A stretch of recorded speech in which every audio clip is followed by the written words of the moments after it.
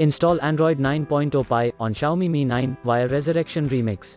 Please check the description for important notes and all the download links. First download ROM and GApps packages, then transfer the downloaded files to the phone storage, link is in the description below. Step 2. Boot your device into TWRP recovery.